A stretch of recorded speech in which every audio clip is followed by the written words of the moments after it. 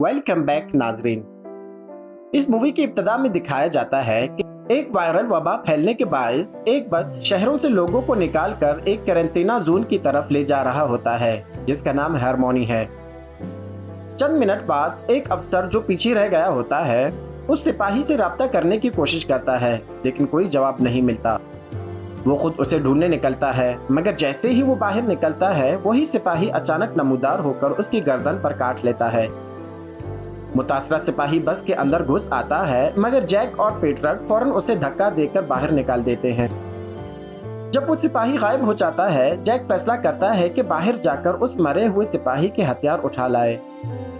जैसे ही जैक हथियार लेने की कोशिश करता है वो मरा हुआ सिपाही अचानक जिंदा होकर उस पर हमला कर देता है। जैक बमुश्किल ज़ुम्बी को गोली मार कर काबू पाता है मगर वो देखता है कि मजीद मुतासरा सिपाही करीब आ रहे हैं। वो फौरन बस के नीचे छुप जाता है। पेट्रिक बस का दरवाजा बंद करने की कोशिश करता है जबकि अंदर लोग खौफ और हरास से चीखने लगते हैं। ज़ुम्बी बस के दरवाजों और खिड़कियों से अंदर घुस आते हैं और जो हाथ आता है उसे काटना शुरू कर देते हैं। पेट्रिक उस ज़ुम्बी का सर बस से टकरा कर मार देता है। कुछ फासले पर ईमा अपने बच्चे को सीने से लगाकर ज़ुम्बी से छुपी हुई होती है। वो एक जीप में जा बैठती है ये समझते हुए कि अब वो महफूज है मगर जल्द ही एक ज़ुम्बी जाहिर होकर उसे पकड़ लेता है। खुशकिस्मती से जैक वक्त पर पहुंचकर ज़ुम्बी को मार देता है। ईमा खौफजदा हो जाती है जब वो अपने पर खून देखती है मगर जैक और पेट्रिक को उस पर कोई जख्म नजर नहीं आता मगर जल्द ही पता चलता है कि ये खून ईमा का ही है। उसे बाजू पर काट दिया गया था। अब 9 साल बाद दिखाया जाता है कि पेट्रिक एक सुनसान सच शहर में खुराक की तलाश में घूम रहा होता है। वो एक घोड़े को गोली मार देता है और उसकी लाश बर्फानी गाड़ी पर लाद कर अपने घर वापस ले आता है। पड़ोस में लू खिड़की से पेट्रिक को देखती है और जैक को बताती है कि उसने फिर से कोई जानवर मारा है। पेट्रिक घोड़े का गोश्त पकाता है जबकि जैक अपने घर में एक डब्बा खोलता है और अंदर फंगस देखकर उसे फेंक देता है। खुशकिस्मती से उसे एक और साफ डब्बा मिल जाता है। उस रात पेट्रिक रेडियो पर दीगर जिंदा बच जाने वालों से राब्ता करने की कोशिश करता है मगर कोई जवाब नहीं आता। वो अकेले खुद से बातें करता है जैसे वो कोई मेहमान हो। बाद में वो दूरबीन से जैक को देखता है। वो लू को सुला रहा है और उससे शब बखैर कह रहा है। सुबह जैक जागते ही लू को बिस्तर में तलाश करता है मगर वो वहां नहीं होती। वो भागकर किचन में जाता है और उसे डांटता है कि वो बगैर बताए नीचे क्यों आई। लू नाश्ता बनाने की कोशिश कर रही होती है और कहती है कि वो उसे जगाना नहीं चाहती थी। जब वो उसे एक कुकी देती है तो लू चालाकी से उसे छुपा लेती है और एक और मांगती है। पड़ोस में पेट्रिक अपने कुत्ते को भौंकने की आवाज से जागता है और उसे बाहर जाने देता है। लू उस कुत्ते के पास बाड़ के करीब जाती है और उसे कुकी देती है। जब कुत्ता बाड़ के एक और तरफ भागता है लू देखती है कि उसने जमीन में एक सुराख खोद लिया है जिससे वो गुजर सकता है। उसी दिन जैक लू को सेल्फ प्रोटेक्शन सिखा रहा होता है। फिर वो बाहर जाकर खाली डब्बों पर निशानाबाजी करता है जबकि लू अपनी गुड़ियों से खेल रही होती है। लू पूछती है कि क्या मैं भी फायर कर सकती हूँ मगर जैक उसे मना कर देता है। लू शिकवा करती है कि वो गुड़ियों से खेलने की उम्र से बड़ी हो चुकी है इसलिए वो जैक से कहती है कि अब वो इसके साथ खेले। चुनाचा जैक लू के साथ खेलने लगता है। रात को जैक लू को एक तोहफे का डब्बा देता है जिसमें उसकी माँ की कुछ यादगार अशिया होती हैं। लू पूछती है कि क्या कोई खास मौका है। उससे पहले कि जैक कुछ बताए लू पेट्रिक के पीए सिस्टम से सालगिरह का गाना सुनती है और फर्ज कर लेती है कि आज उसकी सालगिरह है। पेट्रिक ने लू के लिए केक बनाया होता है मगर जैक के साथ झगड़े की वजह से वो उसे देने नहीं आता और केक कुत्ते को खिला देता है। उधर लू जैक से पूछती है कि इंसानियत के इख्तिताम से पहले सालगिरह की तकरीबात कैसी होती थी। जैक कहता है कि उस वक्त में कुछ और बच्चे हुआ करते थे मगर लू यकीन नहीं करती क्योंकि उसने कभी दूसरे बच्चे नहीं देखे। लू कहती है कि उसे अपनी माँ की शक्ल भी याद नहीं तो जैक उसे बताता है कि उस वक्त वो बहुत छोटी थी कि उसे कुछ याद नहीं। फिर लू पूछती है कि क्या ज़ुम्बीज़ वाकई वजूद रखते थे। जैक उसे जवाब देता है कि हाँ वो कभी थे मगर अब सब ठंड की वजह से मर चुके हैं। उस रात लू पुरसुकून नींद सो जाती है मगर जैक पेट्रिक के स्पीकर से आने वाली ऊंची आवाज की वजह से जागता रहता है। कुछ देर बाद लू एक खौफनाक ख्वाब की वजह से जाग जाती है। जब उसे कुत्ते की भौंकने की आवाज आती है तो वो खिड़की से बाहर देखती है। जब वो खिड़की से झांकती है तो बाड़ के पीछे सर्द ज़ुम्बी को खड़ा देखती है। सुबह जैक लू को बिस्तर के नीचे छुपी हुई मिलती है और वो बाहर आने से इनकार कर रही होती है। जब जैक उसके साथ बिस्तर के नीचे जाता है, लू उसे बताती है कि उसने पिछली रात एक मॉन्स्टर देखा था। जैक समझता है कि ये सिर्फ एक डरावना ख्वाब था, मगर लू कहती है कि वो जागने के बाद ज़ुम्बी को देख चुकी है। बाद में लू बाड़ के पास एक खिलौने को रखती है, ये उम्मीद करते हुए कि शायद ये किसी मॉन्स्टर को अंदर आने से रोके। पेट्रिक जब उसे बाड़ के करीब देखता है तो समझ जाता है कि यही बच्ची उसके कुत्ते को कुकीज खिला रही होती है। वो लू को खबरदार करता है कि जानवर बीमार हो सकते हैं। उसी लम्हे जैक घर से बाहर निकलकर पेट्रिक को गुस्से से कहता है कि वो लू से दूर रहे और उससे बात न करे। फिर जैक धमकी देता है कि अगर कुत्ता भौंकता रहा तो उसे गोली मार देगा, जिस पर पेट्रिक कुत्ते को खामोश रहने को कहता है। पेट्रिक एक गोदाम में घुसकर सामान इकट्ठा करने लगता है। वहाँ उसे ईमा के साथ गुजरे हुए लम्हात याद आने लगते हैं। ईमा घबरा गई थी और उसे कह रहा था कि खामोश रहो वरना ज़ुम्बीज़ हमें ढूंढ निकालेंगे।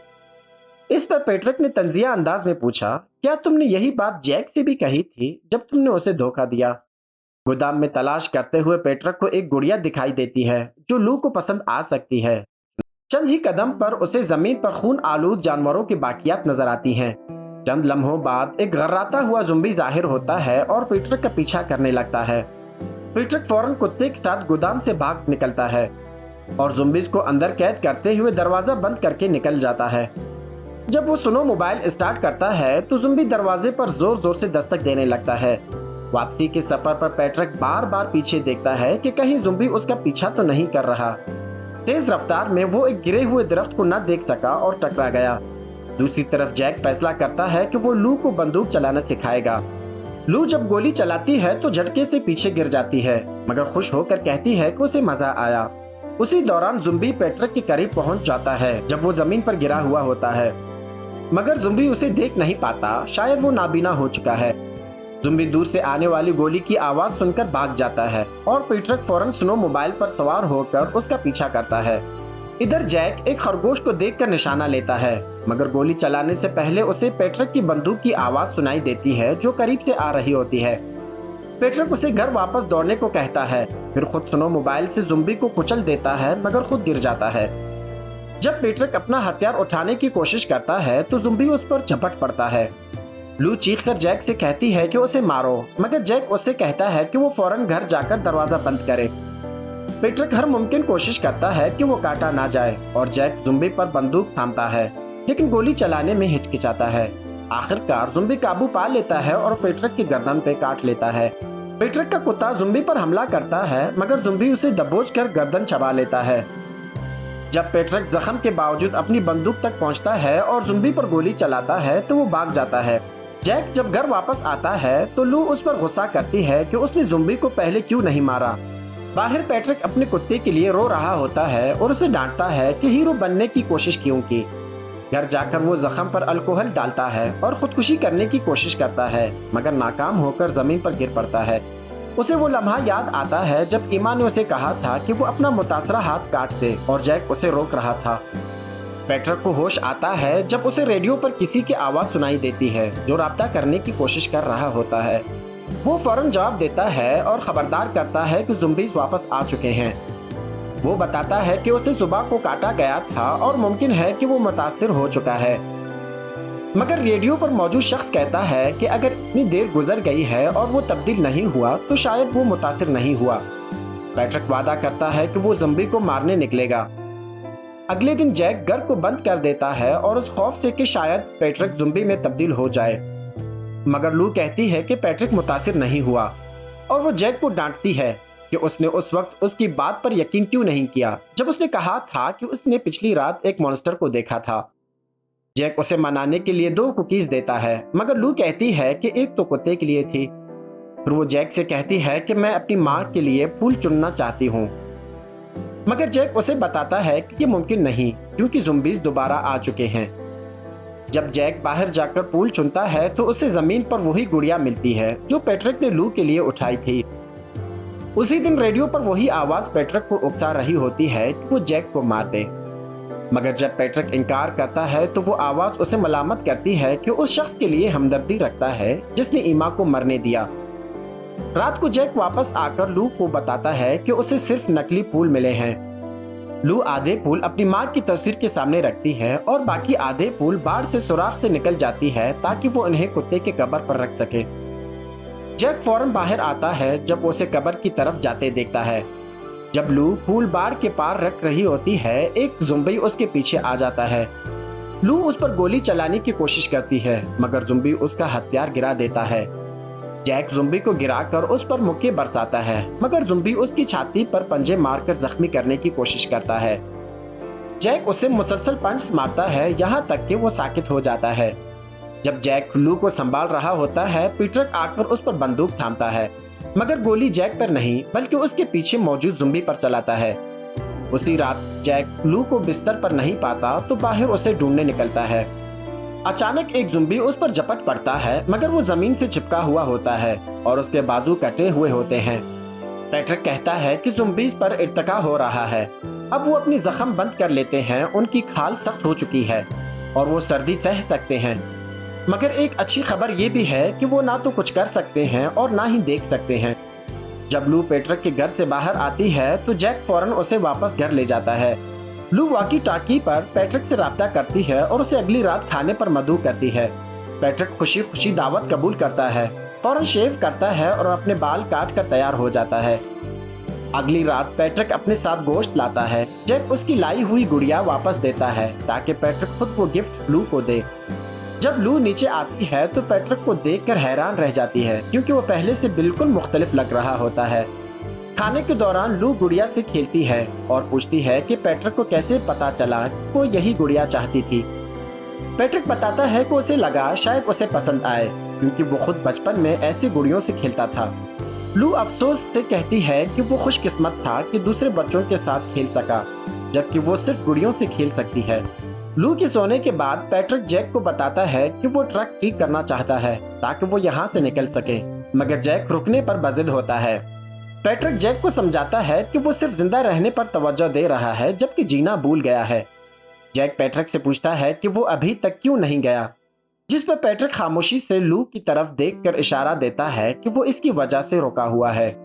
जैक को ईमा की मौत याद आती है, कैसे उस दिन उसने पैट्रिक को नशे में धुत पाया था जबकि बच्चा रोता रह गया था और ईमा ज़ुम्बी के हमले में मर गई थी।